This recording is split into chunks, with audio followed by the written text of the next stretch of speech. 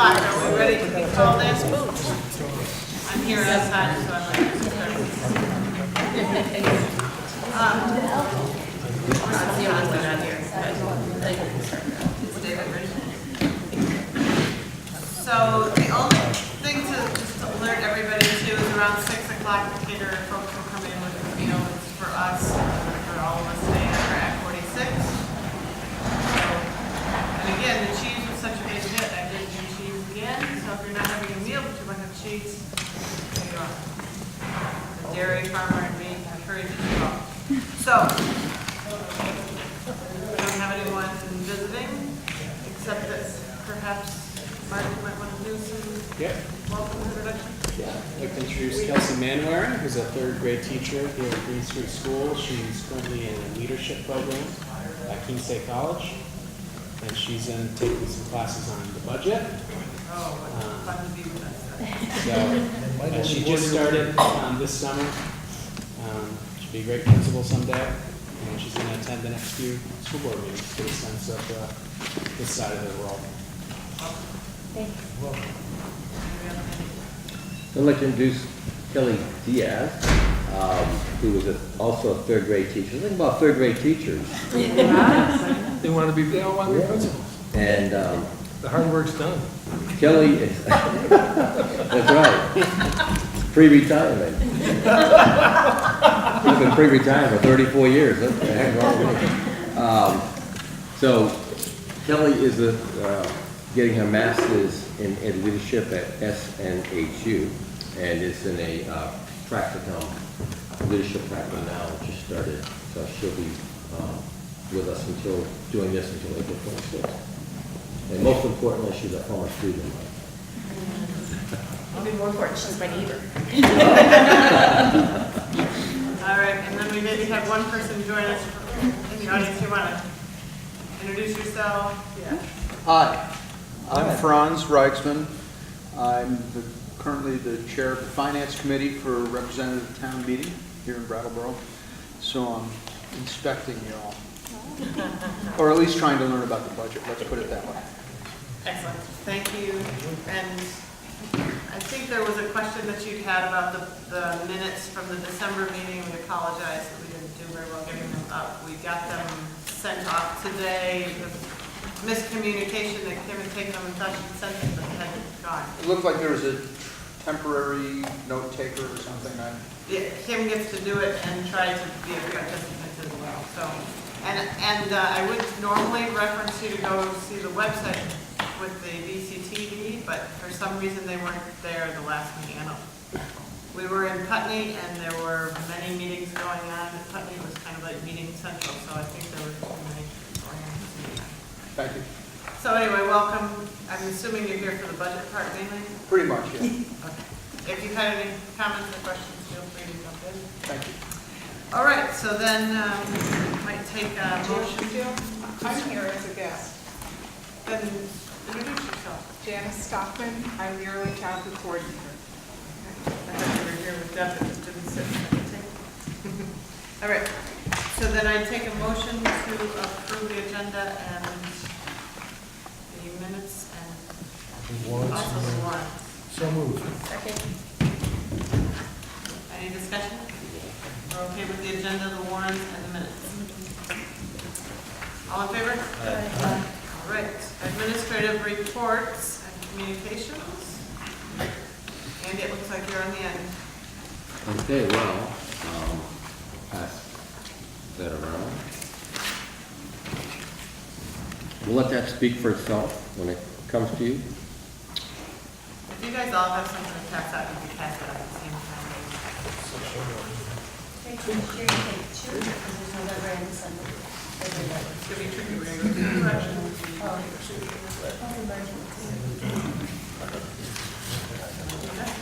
feel like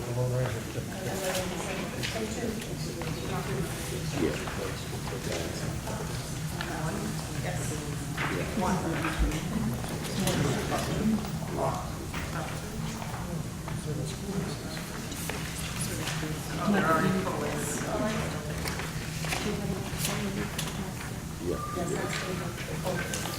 Wait, wait. Is there a recent one? Right after each other.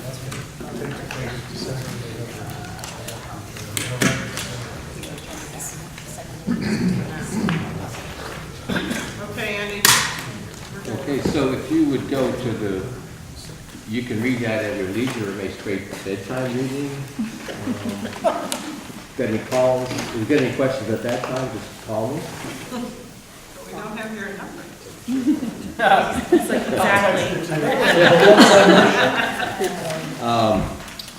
And on the bottom of the last page, under parent and community events, we had a really successful year with our fundraising, and you can see the things we did there listed. The butter braids, which is Jill's baby, and I forget exactly how much we made this year, but this was the second most successful year, I think.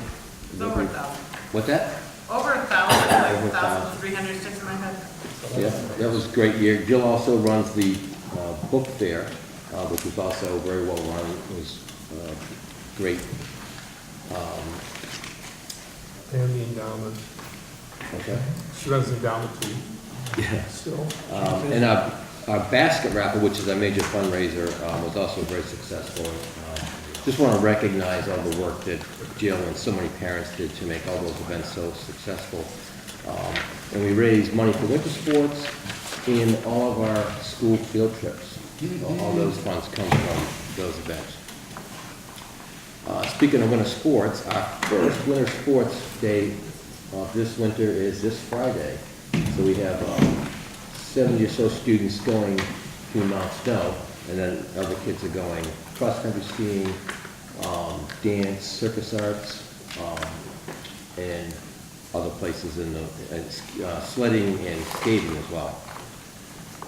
And they just want to invite you to a couple of evening functions. The next 3 Wednesday nights, in fact, we have something going on at Academy School. Next Wednesday night is our parent group meeting. The 19th, we're having having a K-4, and we're going to night math and technology for parents of kids in K through 4. And Mary has worked really well putting that together with our Title I teachers. When is it? The 19th. I'm sorry, I gave you the wrong dates, the 19th. It isn't it? Yeah. And on the 26th, we are having, for parents and community, a diversity night, and we're in the midst of putting that together for parents and community members.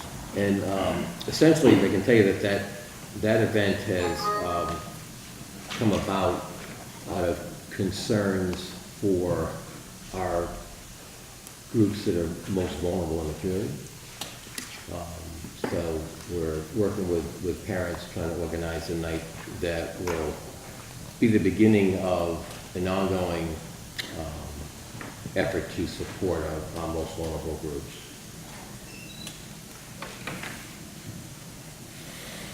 And that's it.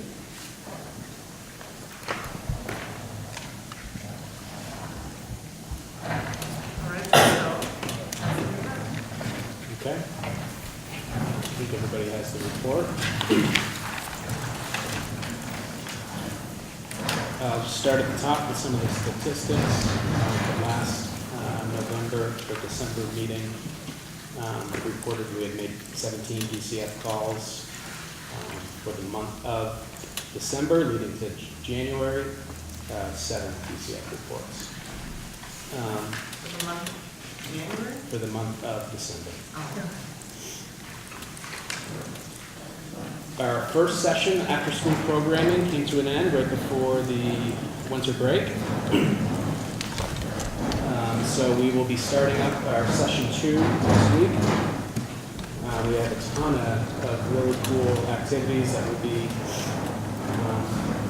having for kids, tutoring, fitness club. We have a TV production club. So we've been putting on a newscast. We're trying to do that monthly for the school. Rock band, drama club. We're doing a musical this year with Julie Ackerman-Hovis and Miss Mo Hart, our secretary. We're going to be doing The Lion King this year. So that'll be starting up next week. Lots of other offerings. But we had 149 students who have signed up for an after-school program in session 2, which is 67% of our population. That's pretty good. So that's pretty exciting. Our one fundraiser of the year is our Tulip Trot 5K. We've begun to do some work with that. Do we have a date? Mark, put that in. It's May 13th, I believe. I'll double check that if it's, It's a Saturday. okay, so that should be correct. So we're starting to work with that through the PTO in the school. And last year we raised $17,000.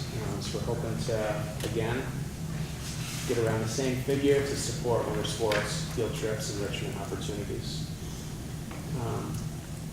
And in terms of enrichment opportunities, the next section on the back page, we've had a couple of programs at the school where we've brought in Michael Clough from the Vermont Natural History Museum for a Birds of Prey program, which is really neat. He was down here with a bunch of different falcons, owls, and we had owls flying around the library and over the kids' heads and back right to him. It was a really appealing day. The kids really loved it.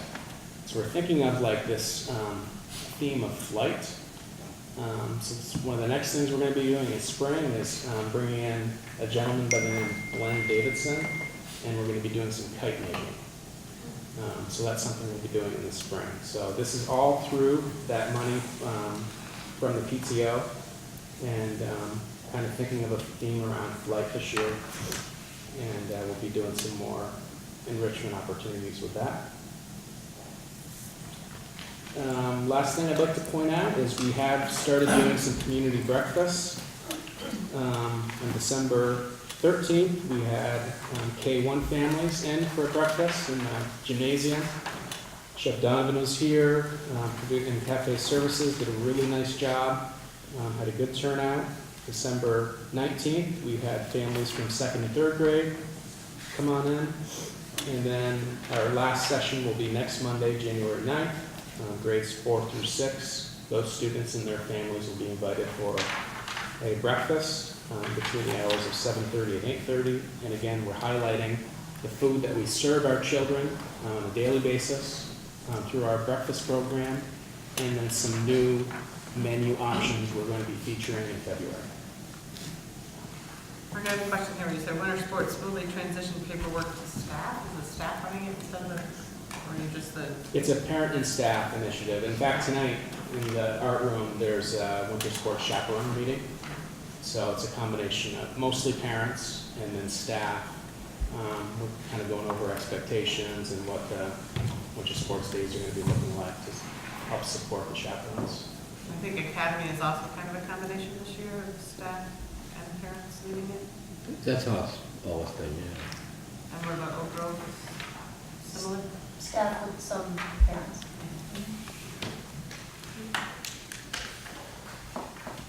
Passing you on to Jerry. I gave you 2 reports because I don't recall, we didn't have a November report, so I put that in as well. So it's on November and December. So looking back at, we had one family that had 3 students in November that moved in. In fact, Mark, Andy, and I have been communicating. There's been a lot of, so as you're looking at all the reports, there's been a lot of move-ins recently. There were a lot of new students, families moving into the community, and so been trying to figure out where to place students. So we had 4 new students enrolled in November. And then back in October, I remember we had a couple new students back in October. But November was our big month for our curriculum night and our harvest dinner, and I think I talked about that. Looking forward to that at our last board meeting. We did have Thanksgiving baskets this year with support from a local community, as well as charitable donations from our staff and our families. We put together 16 Thanksgiving baskets for 16 different families this year. Normally we do about 6, and so we were able to provide a lot of extra food for the Thanksgiving holidays for 16 different families. So it was great. Also in December, we had certainly our winter concert with Samantha Fowler and Andy Davis, packed gym of having grades 3 to 6, offering choral and instrumental music. So it was a great evening. And then we always finish out the new year with a winter carnival.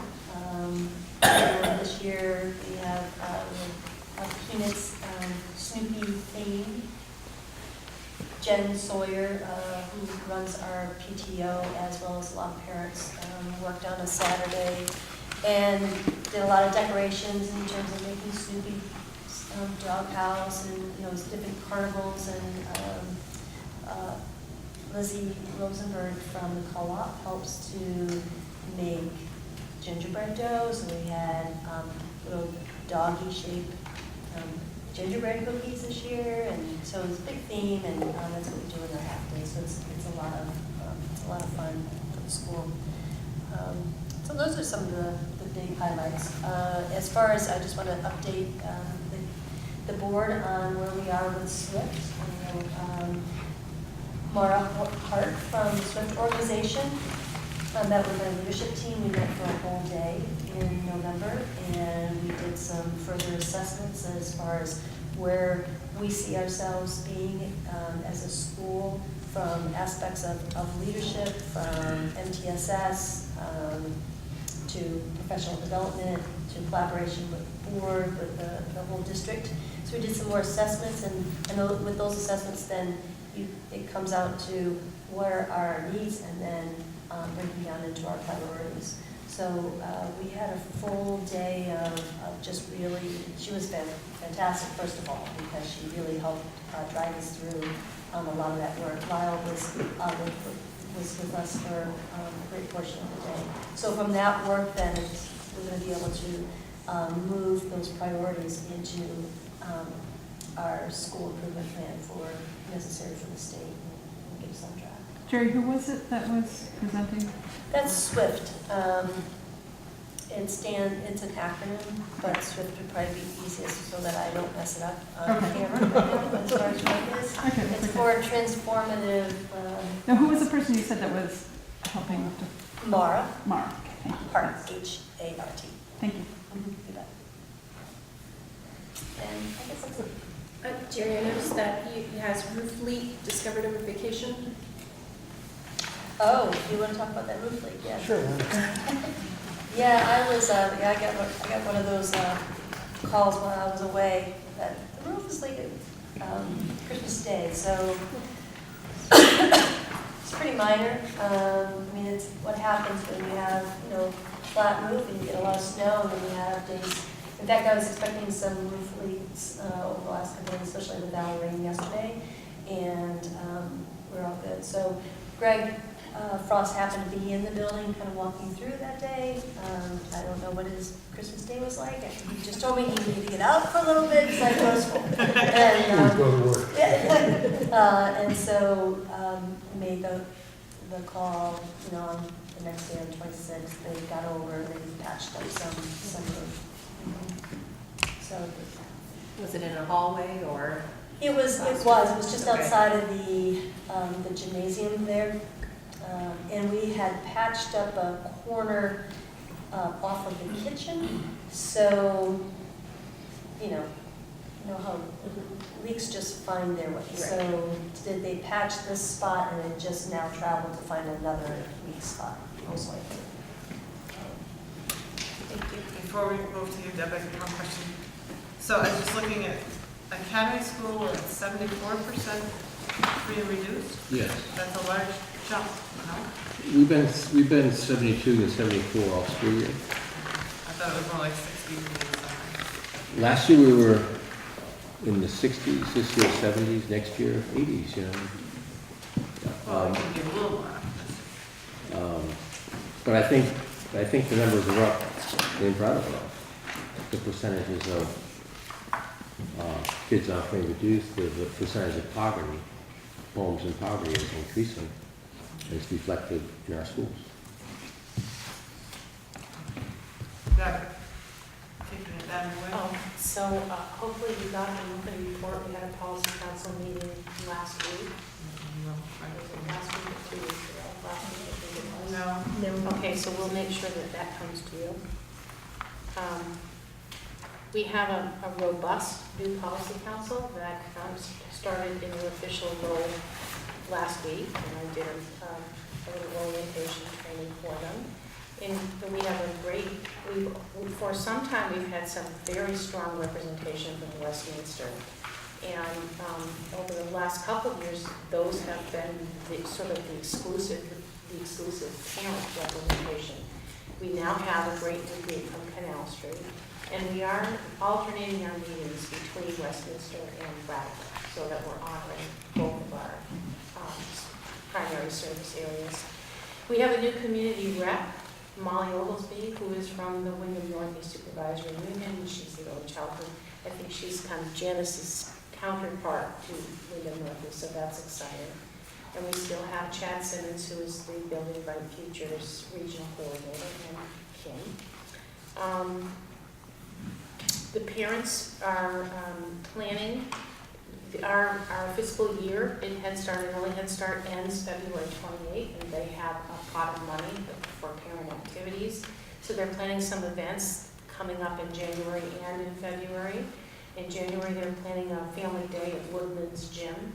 They're trying to figure out when that will be. Most likely it will be on the weekend. And then in February, there'll be a sleigh ride with families. And I'm really excited because the Policy Council parents are really taking the lead in planning this. So that's an indication of their commitment and their leadership skills. We are hosting Bridges Out of Poverty training January 13th, and there are, at the last I checked, which was yesterday, still some community slots available. So those are offered to anyone in the community who would like to take that one-day training, and it will be at the Eagles Club here in Brattleboro. So if you're interested, let me know. What day? January 13th at Bridges Out of Poverty. Is it all day? It's all day. I think With it's, lunch. It's phenomenal. It's if you ever want to see anything closely related to how you put poverty within a budget and figure out where the culture is and how this is happening. This is an amazing. It gives you a Of course it framework for understanding Yeah. how to work with families who are living in poverty. We've offered this periodically over the years, and the exciting, not only that it's a great training, but also that it's an opportunity to bring the community together. So we have all of the ES employees will be there, and then we have folks from HCRS, from the Department of Public Health. We are bringing our subs into the training, and so that it's a nice collegial day spent together to really understand what we do about having 72% free reduced. What time does that start, Debbie? I think it's 8 in the morning until 3 in the afternoon, and you need to let me know if you're interested, because we do have a number that we have to cap out. We have to cap out at. In December, the New England Regional Head Start Conference happened in Nashua, and at the end of that 3-day training, there was an additional training for anyone interested in working with, getting sort of state-of-the-art information on working with traumatized children. And so 3 of my key education staff members went to that training, and I'm still hearing some of the new learnings that they heard, and some of the new research and how that directs our work with young children.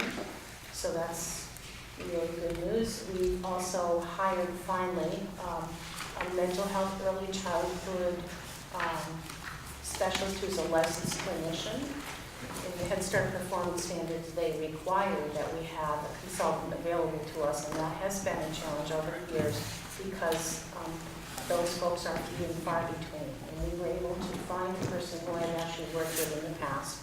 So she gives us about 20 hours a month on site and does a lot of consultation in the classrooms and do some individual work, but really wants to do classroom-based support for our staff. So we're moving in the right direction. Did you say 20 hours a week? 20 hours a month. A month. And I think that's about it. And I'll make sure that you get those reports that went to the council next week. Well, I'm just going to pass it to Ron. I think you probably just want to review budget. Okay. So what's reasonable time is So policy council, I think we're covering right now, which we just talked about. Energy committee isn't meeting, right? So I had a question raised as to whether, I was rather hoping Frank would be here to answer, if we have realized any savings from the solar array. If so, whether those are speculated to be. So how about if I put that onto our next agenda, so just look at that briefly? Yeah, please. Because Frank had a death in the family and was. Oh, sure, yeah. All right, so solar Solar savings. question mark. Okay. So how about finance? Anything from finance? We approved the budget last December. We did. So is there anything new? Nothing new. Diversity? Did not meet since the last time. And we skipped over your administrative report, so we're here. Mine's just on the budget and that was. I was right. All right. So unfinished business, we're on to budget. Okay. So 15 copies.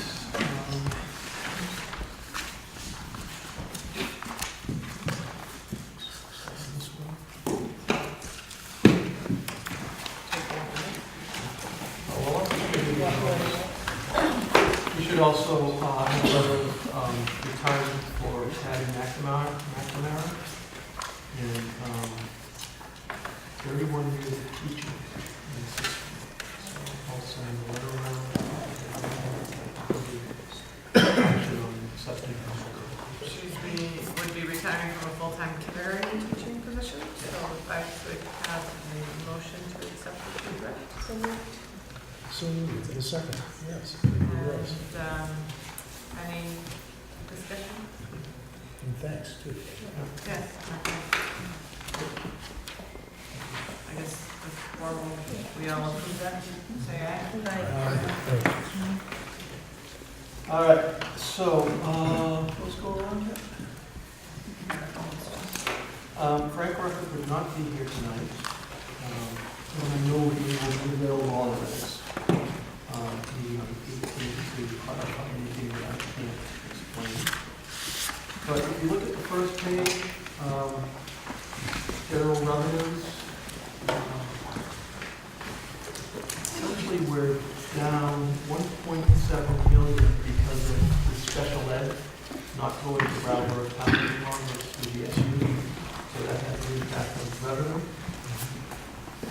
But when you look at the next section of the total general fund expenditures, do we have an extra copy for Brian? I got it. Okay, great. So when you look at the next section, the total general fund expenditures, you can see that's down 1.4 million.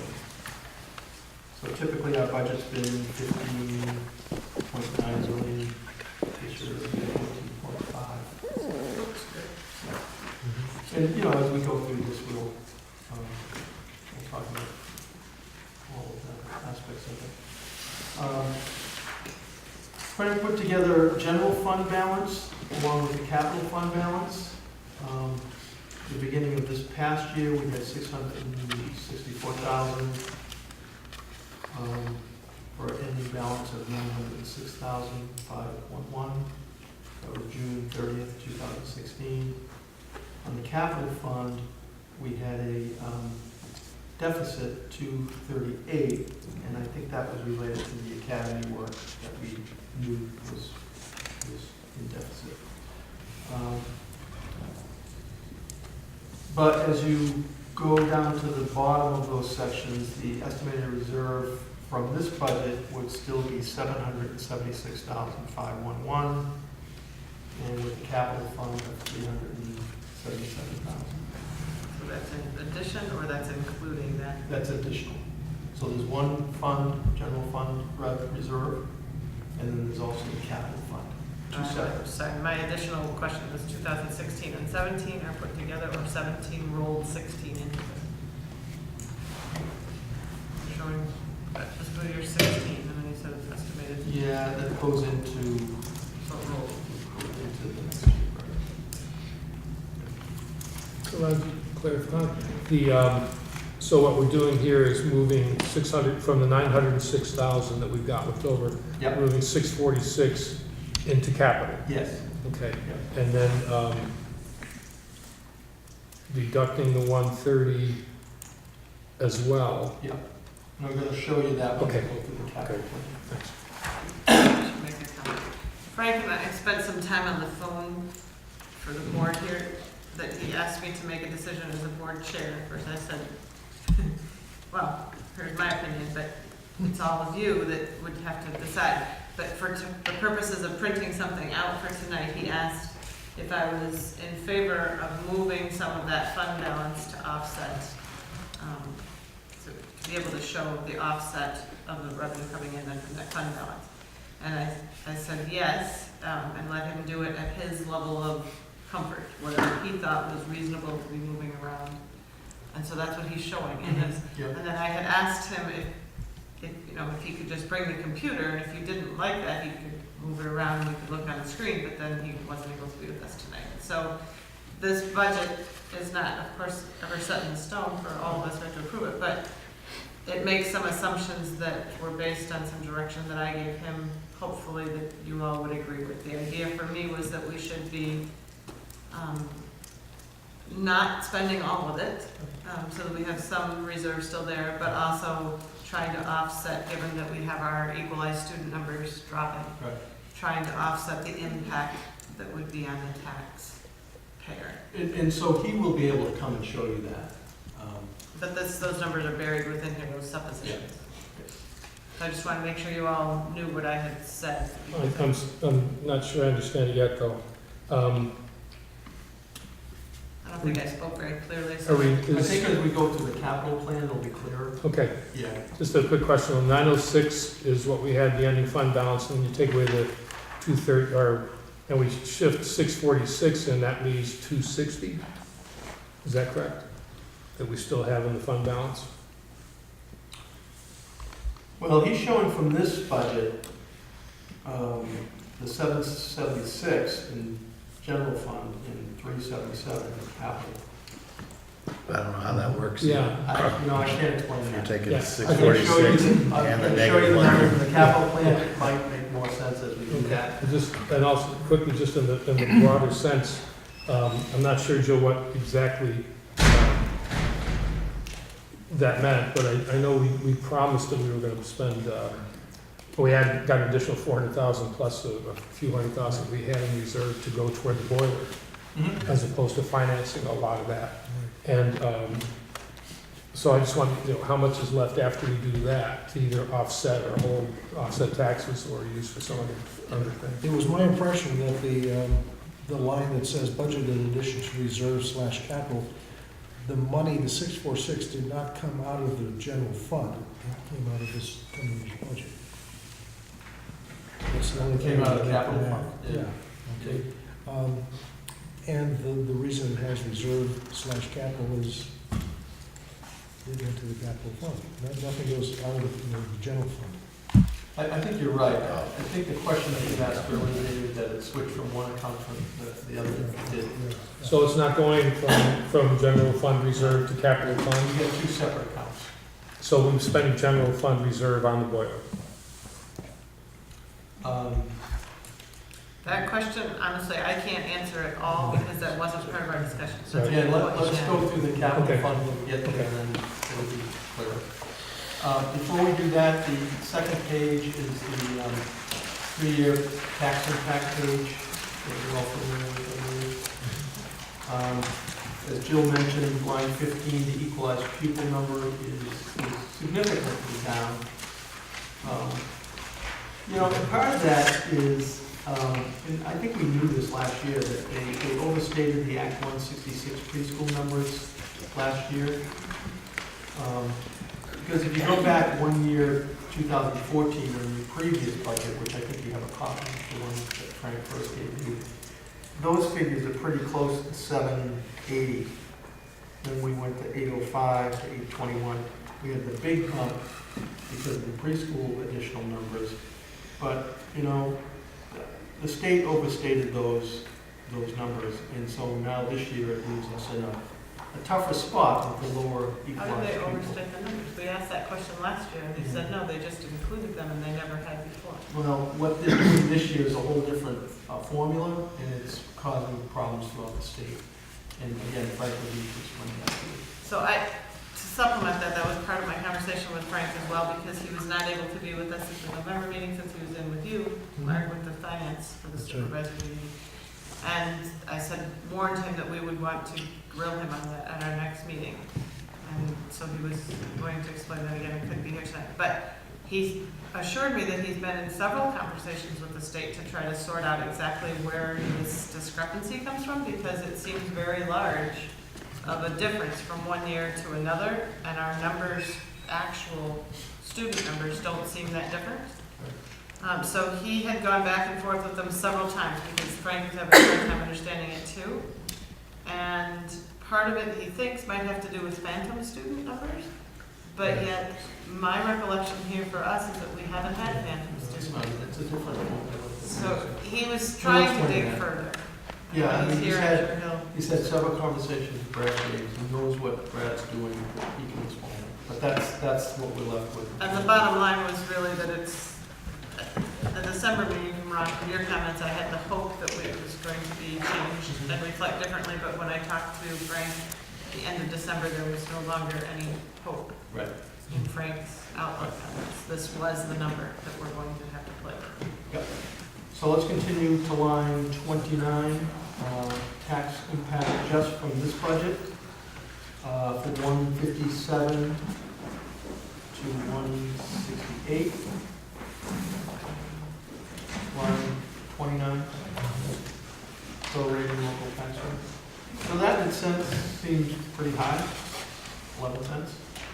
Although when you continue down, the CLA on line 32, common level of appraisal, that helps us. We have no control over that.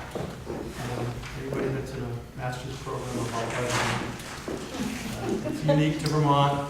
It's something that we deal with. And the good news is, because that number goes from 102 to 103.29 to 105.45, it actually helps keep our taxes down. It's not so great for the value of property, so don't sell your property right yet, but it helps the tax.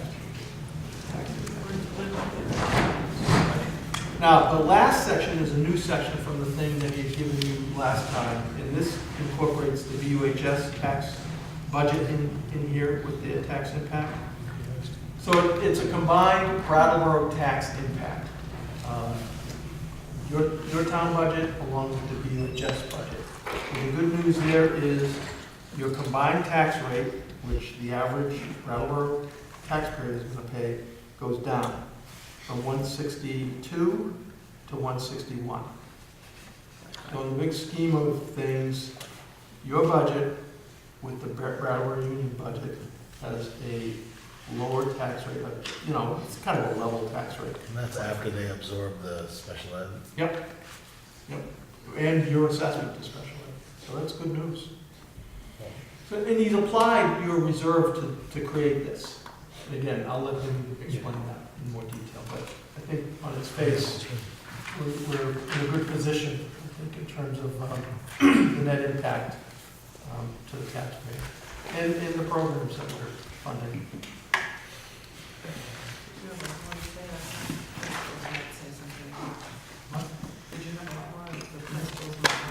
Well, when we get into, what I wanted to do next is go over the capital plan, and, you know, principals can jump in on that, and then we'll get into the actual parts of the budget that have, you know, principals can speak to that.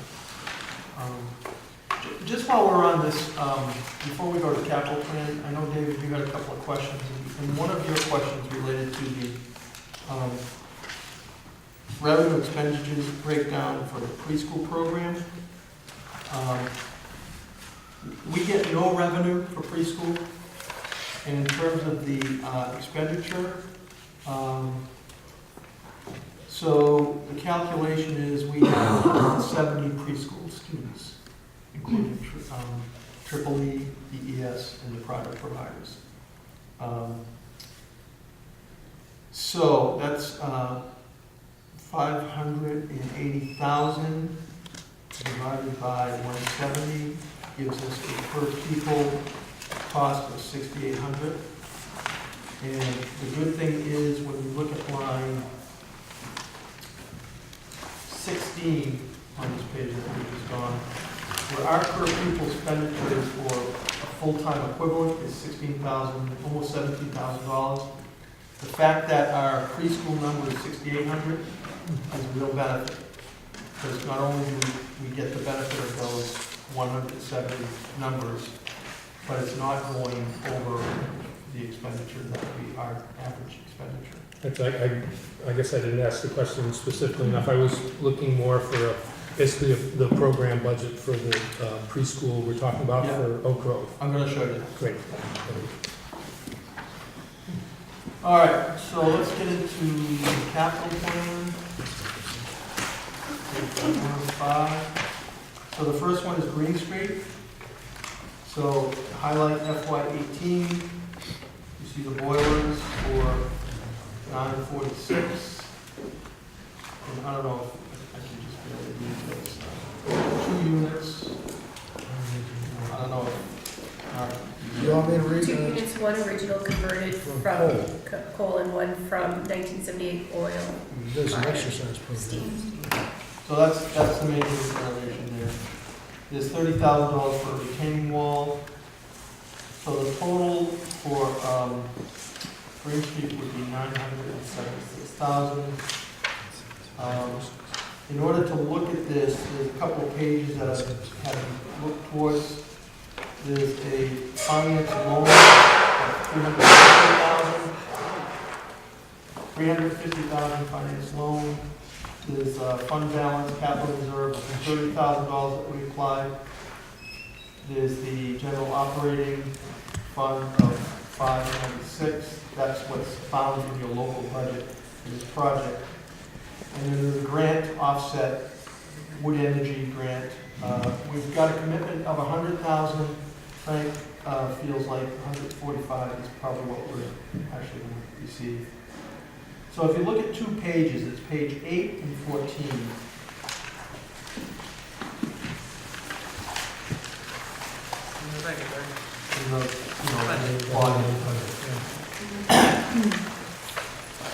So on page 8, it's towards the bottom, the 4th line from the bottom, Green Street heat system. And you notice it's only $7,056. That's associated with the $350,000 loan. In the first year, it's only the interest. So that $350,000 loan, bond bank This year you only pay interest. Next year it'll be 35,000, but this year it's just at 7,000. And then the So other. the annual payments for the next 10 years are 35,000 a year? And then the next significant number related to that is on page 14, I think it says. Towards the middle of the page, capital plan improvement. There's that $626,000 figure that we talked about on the first page. So that's the 596 plus the 30,000, which is the 626. So that's how you're funding that. So just, if we take the, we're gonna get $145,000 in grant revenues. Right. So the net local cost is $451. And that's gonna come from the 626. And we finance we're financing 350,000 of it. The remaining 596 minus the grant, that's gonna come out of the general fund. And that's that 6, on page 14, there's that 6. Okay. So does that answer the question you asked earlier? And that's a Commissioner? transfer, that money's actually coming from the reserve fund. Yeah, okay. So that's good. So we're only financing 350. Great. Great. So what we tried to do last year, we're actually doing this company. Right. In a sense. And last year was, well, I don't want to do that, but last year was a more favorable year because of the increase in the student count. So if we go to the next page, we have Oak Grove. And again, FY18, insulated roof, $43,000 in the middle of the page. An upgraded security system. So a total of $52,500. Is that waterproof insulation? I hope so. That was also when the Noteworthy organization came through, just like they did for Green Street, and they,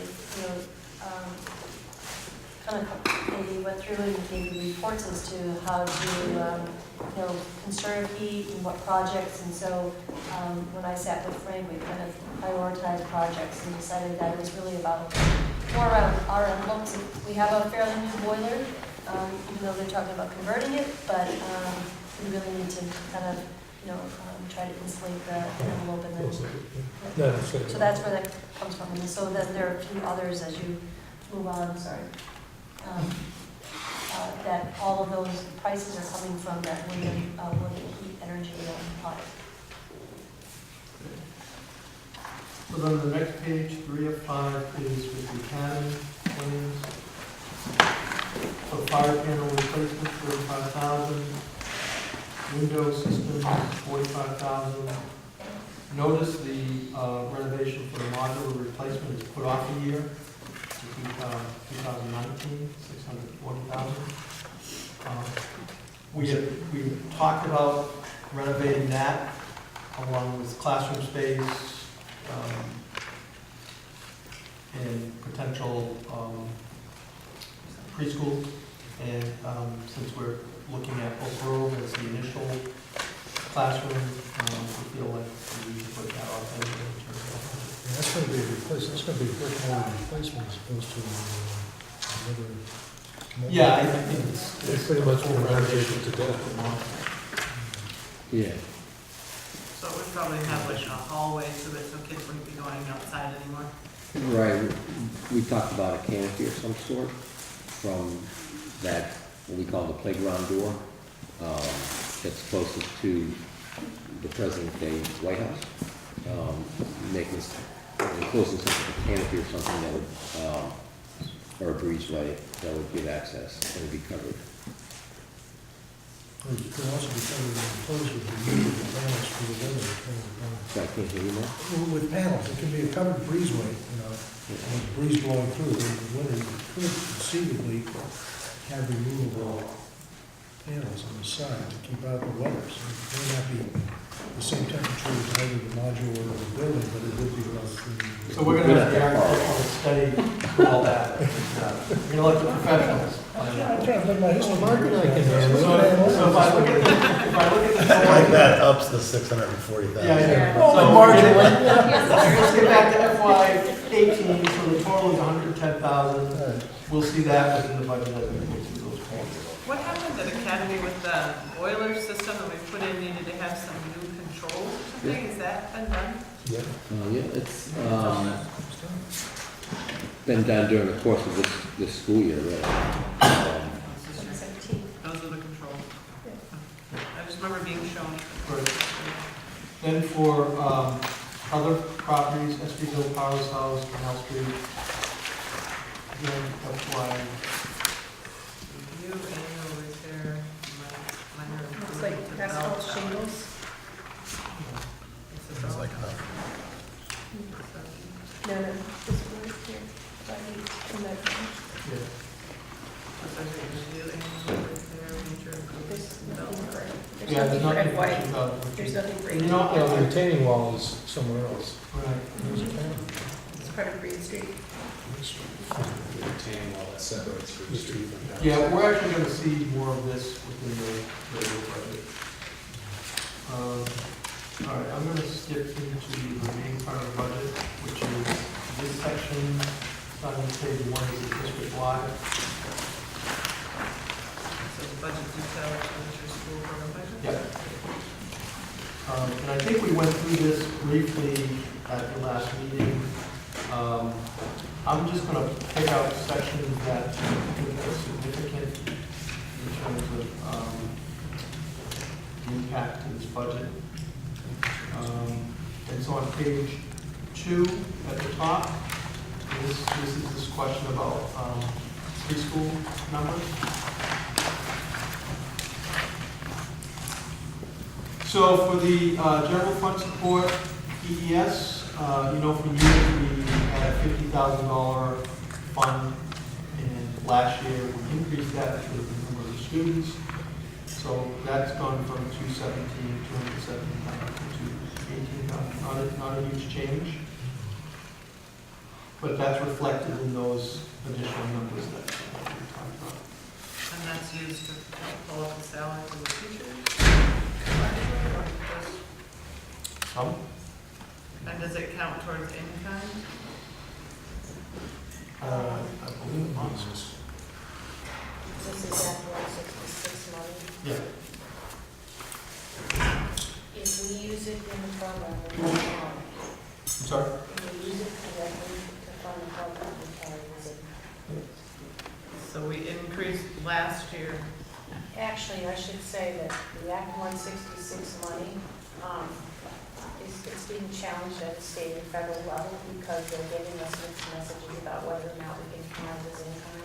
So at this very moment, we cannot, but there are some legal battles going on to see. Just about thinking, it. you were looking for $300,000 and this is about $150,000. And that's part of the reason why we have the gap, because they told us we couldn't use it as match. We'll know more about that. The next line, early ed program at Oak Grove, is the additional money, $47,000 that we budgeted in as new money for the Oak Grove preschool program. Where, after we finish the budget overview, we want to spend some time on that. Is that salary or is that physical? It's a combination. It's the overall. And we'll need to give you a breakdown. And the preschool contract services, that's those are the other students that are part of the contract. I think it's the 3,200 per student. As part of Act, well, it's prior to Act 166. So that's what we've been doing for years. So. And that number just changes. You see the actual in FY16 is under 300,000. So those are projections. About 5 lines down, the tuition other, I had indicated to you at the last meeting That's a result of additional out-of-district students, out-of-district placements for regular ed students. So, if you look at the history, going back to FY16 actual, 108,000, almost 109,000. Last year, we had very little money budgeted. This year, it's up to that past actual. As I mentioned at the last meeting, some of those students may be actually identified as special ed, but right now they're not. So, and I said this to Frank, so what's the impact on the overall budget? He said, well, even if they're identified as special ed, you're going to see that cost come through the special ed assessment. So it doesn't matter if we reduce this number now or keep it there. Either way, you've got to fund it. So, I don't know that principals need to really say anything about that line. So we're Just that there's a need for it. yeah, there's a need. Yeah.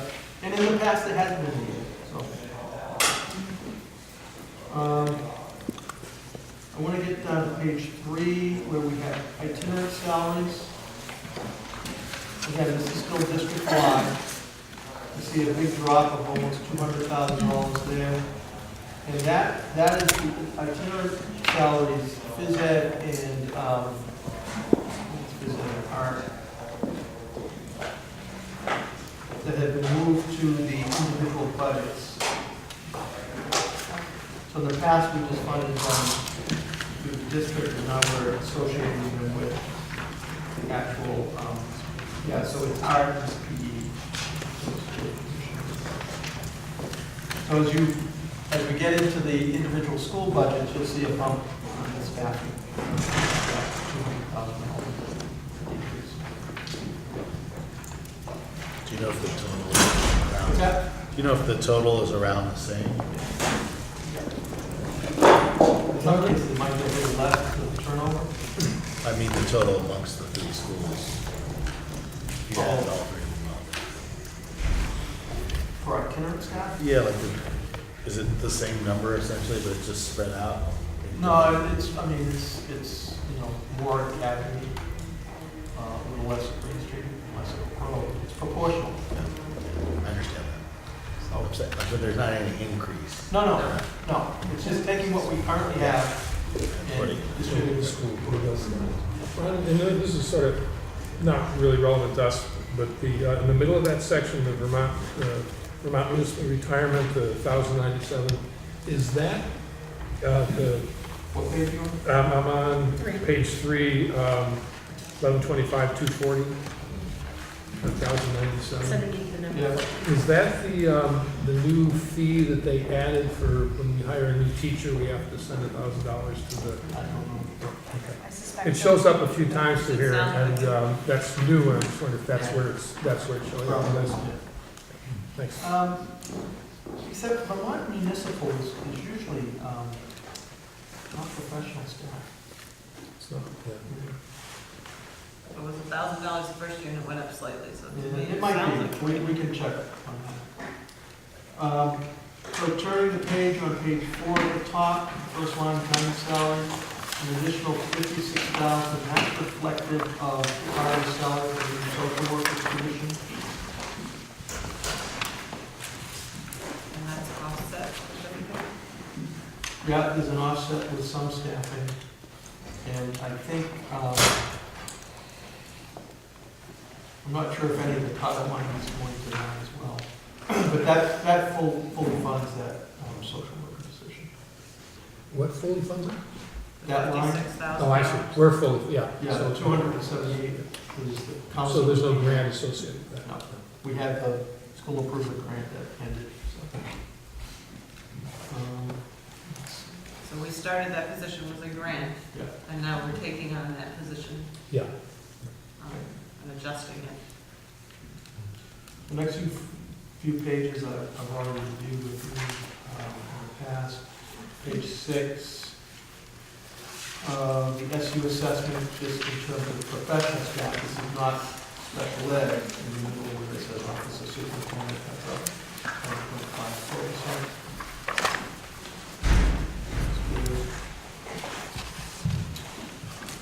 All of these other pages, I'm not going to do for today. Page 8, we talked about the heating system. Page 9 at the top, see the reserve accounts.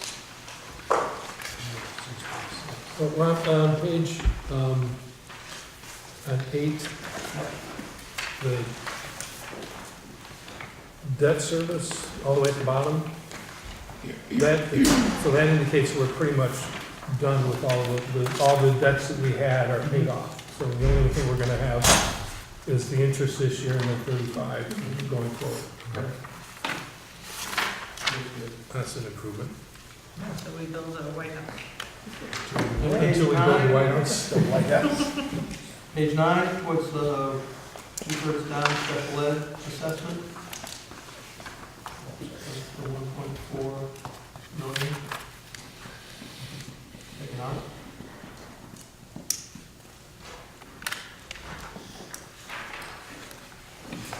Then we get into, the next page is into Green Street, the specific budgets of each school.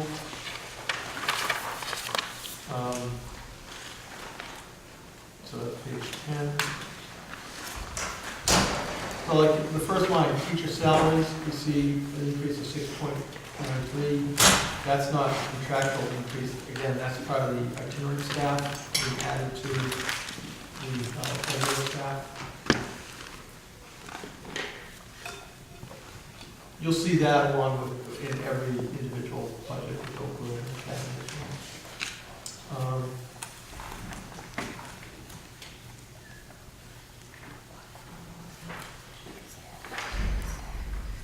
So as we look at the bottom line, I know like with paraprofessionals on the fourth line down, there's a reduction of 25,000. That was from a plan that Mark had to reduce paras and put it into professional staffing. That's right. So that's worked out well.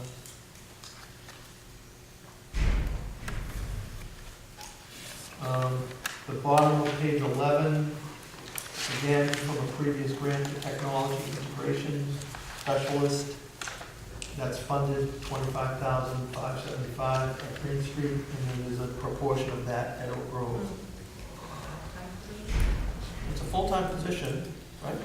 Oh, maybe it's some hours. 80%. So there's a proportion at Green Street and. I don't know if now is the time to Leanne to talk about that, about adding that position. But let's get through this. Yep. So throughout these budgets, things like stipends for school-wide program improvement, 1% programming, those are all accounted for. These things like the after-school programming that I'll highlight in the sections.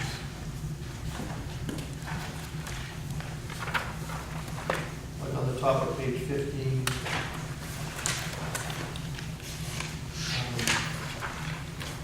after-school program salaries, pretty consistent.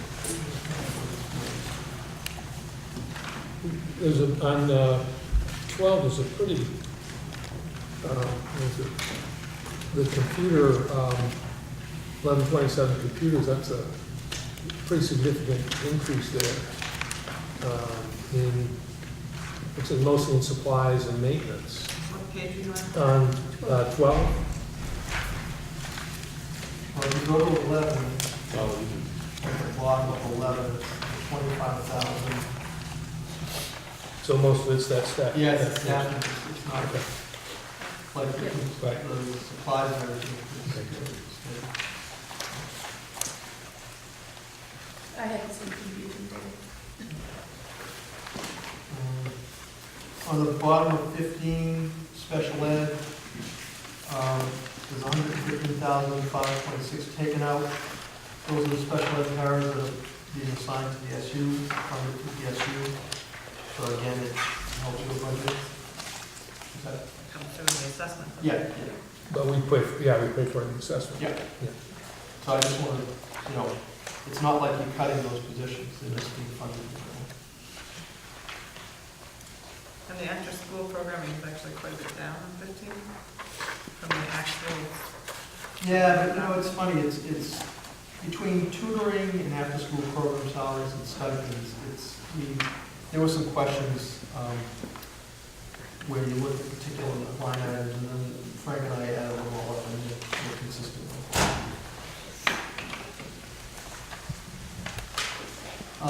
Page 16, we start with Oak Grove.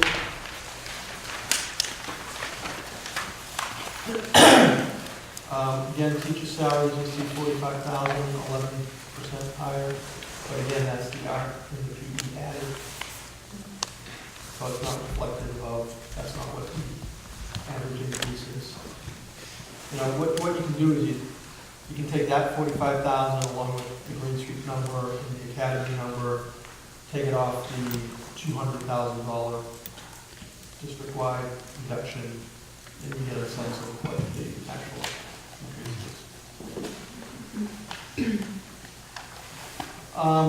Additional on page 18, bottom of 18, it's a whole section on behaviors, special ed, regular ed.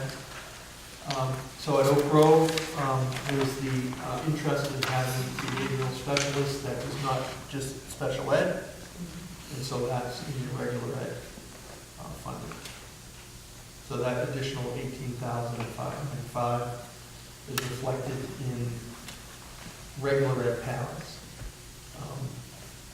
Jared can speak to the fact that it's a benefit that you have a regular ed behavior technician that's working with, you know, special ed and regular ed students. Being a small school, it's, you know, and if you're paid through special ed, then there's the whole special ed requirements in terms of time studies for the state. And being a small school, we get crunched with that.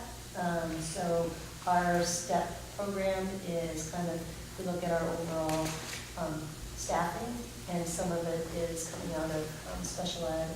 So we pay for the IBCPA, special ed pays for our intensive case manager. Page 21. So Ron, before you go there, 19, the teacher leader program, Yep. does that mean that there are 4 teacher leaders at Oak Grove? Is that correct? No. No. I think it's, No. the partial stipend. Yeah, so we don't really, I use that teacher leader money for a teacher who helps to coordinate our new math program throughout this, within the school, as well as someone who helps with literacy and with our PBIS. So you don't do, there's a So couple of Academy years ago, is the the- model that Andy had is of We do teacher not leaders have that doing same after-school model. work with groups and And professionals. we'll still show that at Green Street and Academy, but I Okay. go Our model is a little different because of, you know, the size of our school. We don't have, you know, 3 at the same grade level. So we work with vertical teams, and so some of the professional development during faculty meetings that we do around, like I said, with Greek and math. There's an expectation that this staff member takes on some trainings, if you will, and presents some material to all the staff, or possibly even to vertical teams, and so I compensate him for that extra time that he does. Thanks. So on page 21, in the middle of the page, plan capital improvements is at 52,000 that we talked about capital improvements.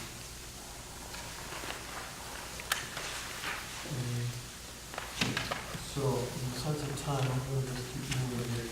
Page 23, Academy. Again, the first line is teacher salaries. That 92,000 addition is again reflected with the art and PE.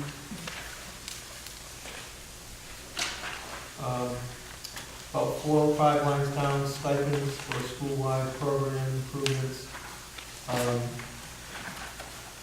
You see that's 26,005.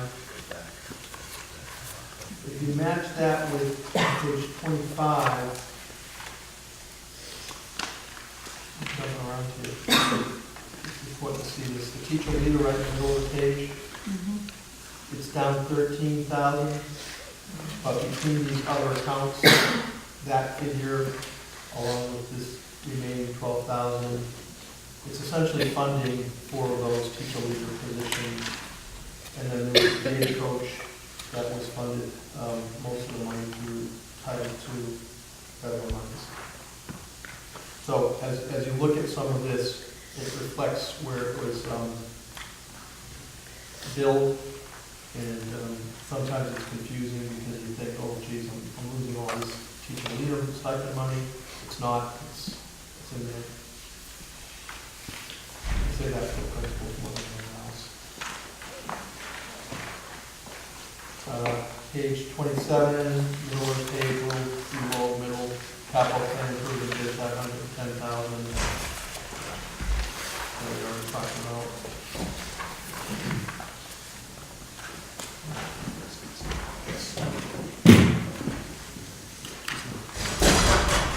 And that's kind of it. Again, like on the top of page 28, after-school program, looks like a big reduction, but it's actually, again, we're going to do the whole budget. I think we're going to do the outline that a little better than how it is. But that's a draft at this point. I know we will spend more time on it at the next meeting. Friends, I would just say if you want to schedule a time with your committee, with Frank and myself, we can do that. That sounds great, thank you. Great. So, Question about the technology position. yeah. We, 2 years ago, when we had librarian retire, and we talked about having half-time librarian at Oak Grove and Green Street, and Jen came with a proposal that the librarians be part-time librarian, part-time technology integration, and we agreed along with that. And now we just had a year of a grant for the technology integrator. I'm hesitant to support that because we've talked a lot this year in particular about the need for a coordinator of human services for some of our families. I think that to me, that's much more urgent than just absorbing another grant-funded position. So I wanted us to take some time to think about that and talk about that and understand why the urgency for it. But I certainly understand the social worker position, but I understand the administrative value and that it would be the support for the teachers because so much more data is required. But I think that given the various importance of issues and the value the community puts on various things, particularly at the elementary level, that the human services coordinator, I think at this point would be a much more worthwhile investment for us. So I just wanted us to take time to consider that and talk about it. Okay, so we'll spend some time on that at the next meeting. And would you make sure that gets in the minutes, please? Yes. I'm going to put it right here on the next agenda item. Great, thanks. Tech, is it support, what do we call it, just a tech position? Yeah, whether to take the tech position instead of a human services coordinator. And obviously, we haven't talked about or defined that position, and it's a complicated, there are a bunch of issues with that, but I think that we've Well, talked about it enough to know it's something that we would like. The budget does currently have in a social service worker, Social work, yeah, that's different. So, okay. Can I just give a brief response? Yeah. Yeah. I just think in both of those areas, we are understaffed in all schools. I think we have a tremendous need, family needs, of course. We talk about that at every school board meeting. We also have a tremendous need to support teachers with technology. We have one technology coordinator who works with all the elementary schools, the middle school, and the high school, in the career center. And we put a tremendous amount of money into technology, and having somebody based here who is a true expert in technology has made a significant difference for Green Street School this year. And I've seen the value in that over the first 3.5 months of the school year. And that's the angle I'm coming from in terms of continuing to support his work, not only with teachers, but with each other, that's all. So I think that brings up a great thing, Dave and Mark, for all of us to look at the budget and see if we have any other questions like that. Maybe shoot them to me, so when Barb and I are putting together the agenda, and then we'll make sure that it goes to principals ahead of time so they can discuss that. We can discuss that sort of thing in more detail next time. What I just sent around to folks is something that I asked principals to do the other day with me. Principals and Marion helped and Mo helped here at Green Street. Because I feel personally, I always have a hard time when somebody comes to town meeting and says, well, how many teachers are there in the class? And do you have parents or classroom and all that? So I asked to see, what's the student number in a class? And then how many people are in each classroom. So just so we know and can feel more informed when we go into town meeting, what is it? I think there's things on the back only for town meetings. And then I also looked at where the funding came from. Mary pointed out that funding is not as easily classified as I would like the world to be. But in essence, unless Mary wants to give more detail, I don't know. In essence, what's in green is not really coming from town, the budget that we're looking at. It's coming from, go ahead, say it better. I think that it's just important to recognize that money comes not only from local tax dollars, but also from federal reimbursements through Title I, through special education. And it's not quite as simple as this position from this pot of money and this position from a different pot of money. So it's pretty hard to differentiate that because of the reimbursement piece. So the attempt is the green coloring there. Just to have us a little more informed. The next thing on the agenda, because we have about 15 minutes, and then do Act 46 update. So the Act 46, I know, but technically we have to say. The Act 46 update, since we last met in December, we've only met once. We basically heard from Vernon that they were very disappointed that Dummerston had not voted to support their leaving the supervisory union. And then we kind of adjourned because we didn't really have a lot of knowledge of what was going to happen with the question that Vernon had up to the Secretary of State, which was, can Vernon ask for Dummerston to revote? And we didn't have knowledge of whether Dummerston was going to hold a revote or not. So I think we'll hear more about that at the next. We know Dummerston residents have taken on the petition. We need to submit that by January 12th. In Act 46, folks, as you guys come in, there's food. Go ahead and serve yourselves. Eat first. They don't wait on us. So that takes care of our update. You can stay on for Excitement Unlimited. New business, preschool behavior discussion between Academy School and EES. We're just checking in on that. I don't know if we were old because we talked about it briefly last time, but just to update, is it happening?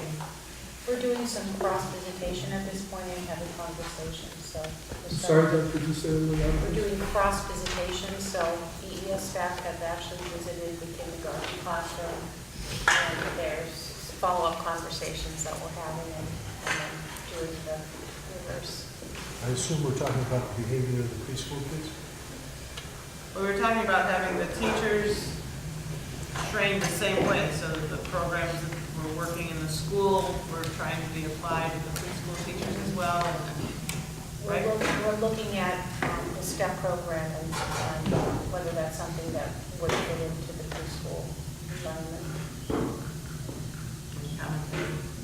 Any comments from you? Just wanted to say where Deb and I met in September with Maureen Young, who is, I don't know her title. Child development manager.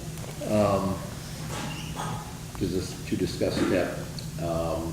And in November, one of the teachers from Head Start and the person who is functions as the behavior person, came and visited our classroom. And we're hoping to schedule a visit for one of our kindergarten teachers, Martin Parzik, to go to the Head Start room and work with Melissa, one of the Head Start teachers. In sometime this winter.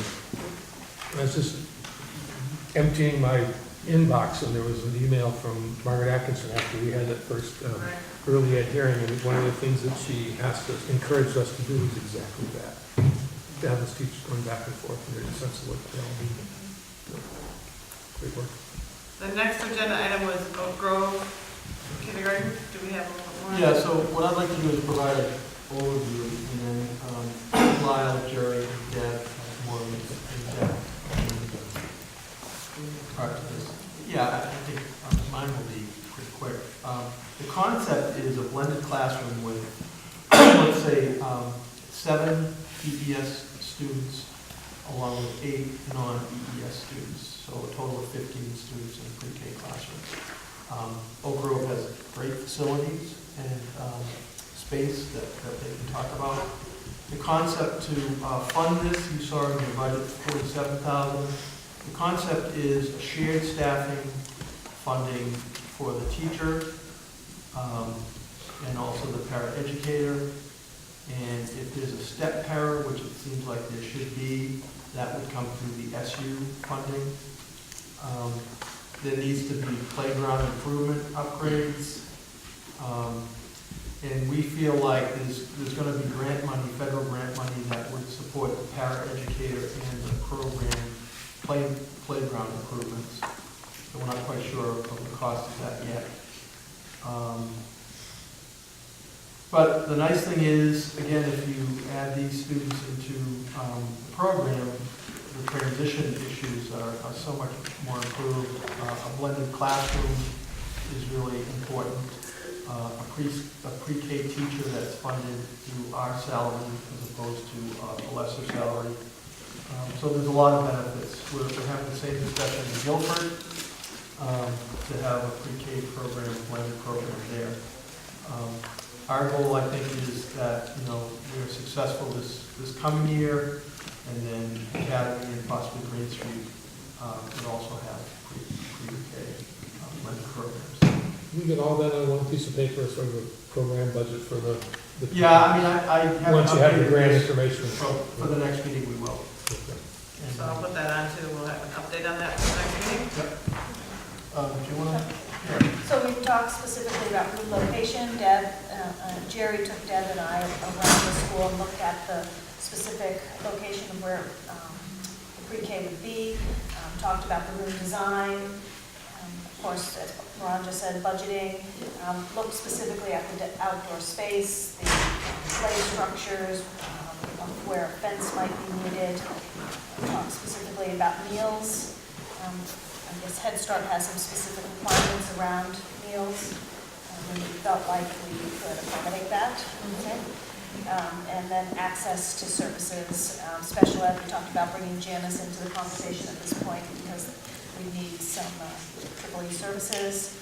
And then Deb talked about Head Start with wraparound services and being available, and Ron just said a blended program, but it would be available to all the families in the program, not just the Head Start kids. And I think we left it that Jerry and Deb are going to look at students, possible specific student names of 4-year-olds, both that have siblings at Oak Grove or maybe living in the Oak Grove area. Because the idea is that would become, that pre-K would become our cohort that we would continue on through the rest of their 7 years at Oak Grove, so we have a full 8 years. So again, the blending of making sure that there's, if there's siblings, that they would be coming to Oak Grove anyway, that we'd be looking at that. So that's where we're at right now. I've contacted Sue Dyer, who helps with kindergarten registration, and so she's kind of been willing to put herself to the task of trying to identify upcoming 4-year-olds that could possibly be in the area between. That would dovetail nicely with the human services coordinator if you're working with families that are already there and coming along. Well, that will provide that, but that's what that Head Start already has, family resource coordinators on staff that work with the families, and what Lyle was just saying is families, all families, that would be part of this preschool cohort would be able to access the same services. That's the same thing. So we did take a preliminary look at our existing enrollment at Canal Street and teased out those 3-year-olds who would be eligible to start in September. And we have a list of 12 Brattleboro students right now who, if they stay in the program, would be eligible. There are still lots of nuances that we need to tease out, but we're really on a roll, and I think we're heading in the right direction. Some considerations are that families may need care beyond the school day. Of the 12 that I just mentioned, about half of them are in a full day slot with us, and so we had some preliminary conversations about what that might look like, and that there are some other financial pieces that I do really touch on because it's really complicated. But we could think about going for childcare subsidies and for day monitoring. We really want to look at who we have, the families that we have, and be interested for us to see what their needs are. Can I ask a question? Can you speak up for Jen? Will there be 7 Head Start slots, and then the remaining 8 slots would be for other income, higher income? And you'd be looking at kids generally from the Oak Grove vicinity who would be going to Oak Grove anyway? I think I have some of that information too about kids who are currently enrolled in public pre-K that are 3, and I have names, and we could, as I said before, we could match up with the Oak Grove roster. So it's exciting. So we'll hear more. Definitely at the next meeting. So there's 4 minutes and 2 more things. I just passed it around to you folks, and I just printed it and gave it to you instead of forwarding by email, that there was a conversation from Aspire to Ron and I this afternoon that Steve Fortier that runs the Y Aspire and Y Day Camp says he'd like to partner with Wyndham Southeast and Brattleboro Town School District as we make plans for ESSA, E-S-S-A, particularly Title I and Title IV, to bring programming and support resources that really move the needle on student indicators. And he sent this as information of what they're doing, and he'd like to come talk to the board at one of our next meetings. And I said I would bring this to the board's question tonight, whether we would like to hear more from him on that. And I don't know what our work plan looks like, whether that would work soon or if we need to push them up a little bit. I might be good for the principals to get. Do you want the principals to meet first? He sent it to me, and I said we have a meeting, the timing was, we have a meeting, so I said we could discuss it and see if we wanted to talk to him, hear from him, or how we wanted that to work. Well, the February 1st meeting, only thing we have at this point is preparing for town meeting. It doesn't usually take a lot of time to do it then. Okay, to talk to Wednesday? Is that okay with the whole board?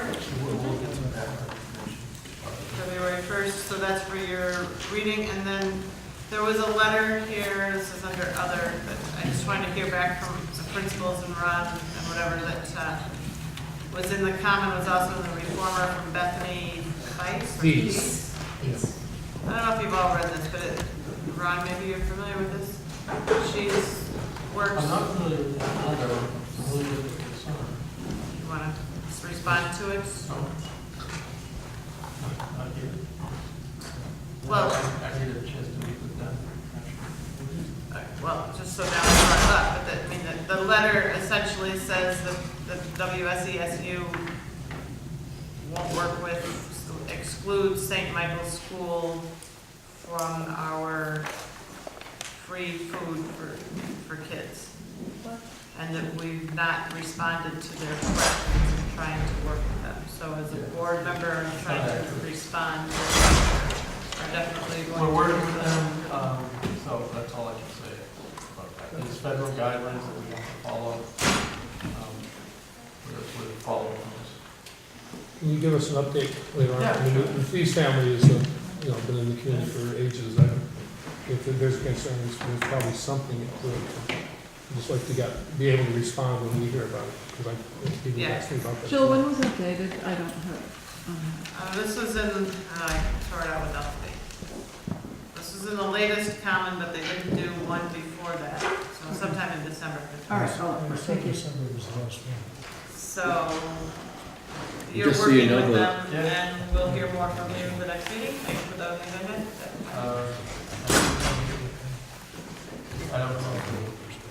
I don't know what I'll have at next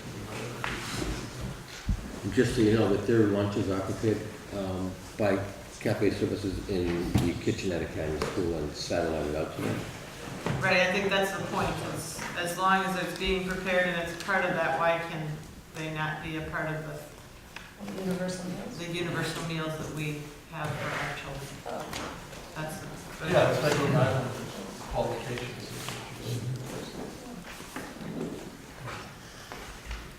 Anything else for this meeting?